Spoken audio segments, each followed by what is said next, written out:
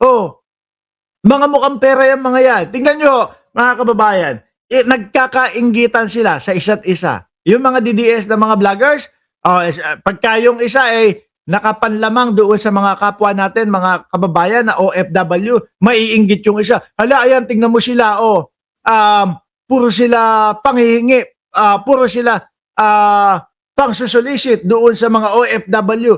Ang nagbibisto po, yung mga kapwa natin, mga OFW at mga kapwa natin Pilipino. Di ba? Ngayon, tingin ko isa ito sa problemado, mga kababayan. Di ba? Tingin ko AI ba yan yung linagay dyan na picture? Sabi ko kasi dito sa balita na ito, mga boss chief mo, sir, NBI, inumpisahan na ang paghahanap sa OFW vlogger na si Eloy Bugris o aka Bornek, mga kababayan. Oo, tingin ko ako, naniniwala ako dyan. Kasi nakikita ko, nung unang mga vlog nito, galit na galit. Tsaka talagang kumpirmado, nandoon sa room 304, West Wing, si Pangulong Bongbong Marcos. Ganun na daw ho. Yung ano niya, yung ibinablog niya. Naka-pressure na nga daw po ang ating Pangulo, mga kababayan. Ano po ang epekto nito? Mali, no? Maling pagpapalamon ng mga feed sa ating mga kababayan. Yung mga kababayan natin nag-aalala. Bakit nila ginagawa iyan? No, hindi nila kayang mapatanggal si Pangulong Bongbong Marcos dahil nga ang Pilipino nakasuporta, dahil nga ang Pilipino ay nakikita yung mga trabaho at gawa ni Pangulong Bongbong Marcos. Hindi nila mapatanggal sa pamamagitan ng mga pagpe-fake news nila na kagaya nung mga bumabatak si Pangulong Bongbong Marcos. Doon sa mga mali-maleta nila, hindi nila kaya, mga kababayan. Kaya ngayon, pine-fake news naman po nila na may sakit ang Pangulo. Dahil kapag ang Pangulo hindi na nagagampanan ang kanyang trabaho, kailangan po na palitan ng ikalawang Pangulo. Yun po ang dahilan nung mga pinaggagawa nila na ang ating Pangulo daw po ay nakaratay na o ang ating Pangulo daw po ay tegi na o tsugi na o naka-freezer na, mga bossing. Ngayon, iba na yung nakita ko na binablog na ito. Bakit daw po siya ipapadeport sa Pilipinas dahil lang daw po ba sa opinion niya? Putang inang yan. Opinion po ba yung narinig ninyo? Yung narinig natin, ibinabalita niya na ang ating presidente ay naka-freezer na daw po at patay na. Opinion pa po ba yun, mga kababayan? Sige nga, pakisagot ako, mga DDS.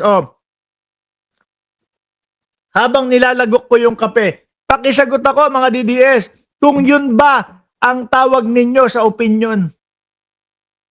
Ang opinion at reaction, mga kababayan, ay yung ganitong ginagawa natin. No? Merong mga balita sa mainstream media. Sa mainstream media po talaga kami kumukuha sa mga talagang mga kilalang mga site sa YouTube, Facebook, etc. Ano po? Bakit? Para masigurado namin na yung re-reactionan namin, no, dito sa Mark Ramos Channel ay galing sa totoong balita at totoong balita po talaga, mga kababayan. Mahina ang views, hindi kagaya no, patay na si Bongbong Marcos. Malaki views nun. Bakit to? Magugulat yung mga Pilipino eh. No, ala, yung presidente natin patay na. Kaya instant mga celebrity itong mga ito, may mga utu-utuho na mga DDS. Susuportahan yan. No? Naku, kaya wag niyo pinagmamalaki sa amin na sikat kayo mga vlogger at kami maliliit lang na mga pasikat lang or kami mga ano lang. Kumbaga wala lang ho, no? Wag, kasi yung kasikatan ninyo nakukuha nyo sa paggawa ng fake news. 'Di ba? Bakit daw ho? Naku, bakit nila ako ipapadeport? Dahil ba doon sa mga opinion ko? Hindi opinion yung pinapakalat, mga kababayan. No, maling impormasyon sa ating mga kababayan. Sabi nung kaibigan natin na si Sir Leo Glenn Tumala, kalma lang Sir Mark, napakalutong mong magmura. Eh hindi kasi alas 10:15 na ng gabi naman dyan sa Pilipinas. Di ba? Eh tingin ko yung mga Junakis at yung mga maliliit na mga bulinggit dyan, eh mga natutulog na ho mga bossing. Di ba? Kaya medyo kahit papaano, umalagwa naman tayo ng konti. Yun po ang pagkakaiba kung bakit itong mga ito, eh mabilis po ang magtaasan, ang reach. No? Dahil po sa pagpapakalat ng maling impormasyon. Ngayon, ang sinasabi bakit naman ako, bakit daw i-deport? At ang pinagmamalaki ho hindi pasok sa jurisdiction ng Pilipinas sila. Kaya po, ganun siguro ang tabas ng mga dila, mga bossing. Aba, kung yan na lang ang lagi nating idadahilan ng mga vlogger, ako, okay lang ako. Sa Cayman Islands ako, sakop ako ng Cayman Islands. No?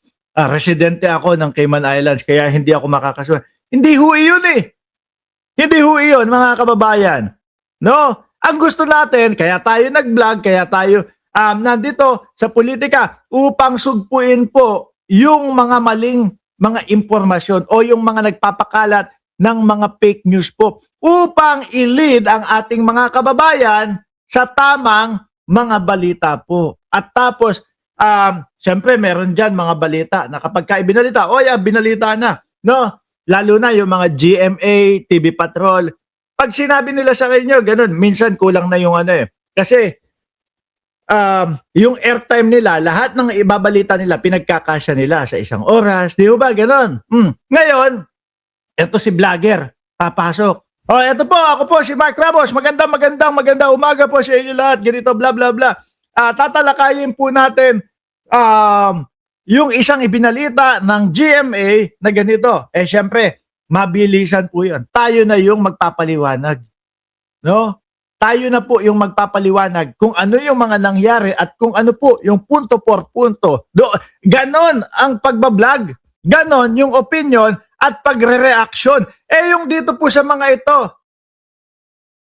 patay na si Bongbong Marcos. Naku, kumpirmado. Patay na. Tapos nung nagpakita si Pangulong Bongbong Marcos, nagtatatakbo doon, nag-jogging sa labas ng Malacanang, nag-jumping jacks bago po mag-press con. Biglang sabi, uy, nabudol ako nung Kung hindi ba naman mga gago? Di ba? Kung hindi ba naman mga gago, ma'am ng GGO, uy, nabudol ako, mga nagkakamali lang, pero biglang iba nasisiho, mga kababayan. At biglang ito, ang takbo doon sa mga manonood, kesyo daw ho, bakit daw siya ipapa-aresto o bakit daw siya ipapa-deport kung nag-opinion lang daw po siya. Sabi ni Ma'am Neng Gigi, di ko kilala yan. Pili kasing mga vlogger ang mga pinapanood. Kilala mo to. No? Ito yung nagbablog doon sa Facebook, mga kababayan, na sabi pa nga nung mga followers o yung mga manonood natin, pok-pok daw ito. Sabi ko, hindi ako naniniwala. Ang bantot-bantot ng itsura, ang asim-asim ng muka, ang asim-asim ng itsura. Tapos sasabihin mo, pok-pok. Sino magiging customer niya? Di pagsisid mo pa lang niya, mapapagano, pagsisid, dito pa lang di ba, tignan mo si Ate Chai Chair natin.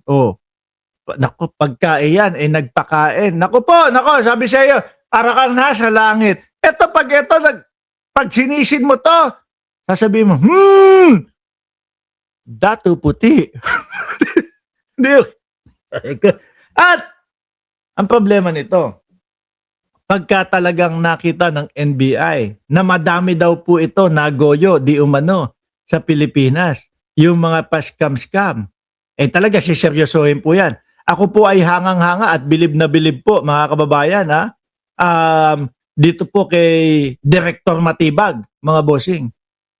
Ang galing ho, no? Talagang walang takot. At isa pa yan, dati po nating kasama na sumusuporta si Melvin Matibag sa mga DDS kung di ako nagkakamali. Pero ngayon, walang pake. So, DDS Duterte, ako ang director ngayon May mga nakikitang mali, may mga nagrereklamo sa inyo Pasensyahan. Sorry. Sabi ni Jason Laurito, grabe Sir Mark, damang-damang dito, dato puti. No? Pagka lagya kayo. Sasabihin niyo na naman, dyan magaling si Mark Ramos, si Chay Chair, magko-comment na naman yan mamaya. Magme-message siya. Diyan ka magaling no? Diyan sa mga sisiran, kainan. dito, pagka dato puti. Pagka medyo gumilid ka na dito, sinigang sa bayabas. Anyway, alisin na ho natin ito. Madami pa po tayong mga vlogger, mga kababayan, na pagkukwentuhan dito.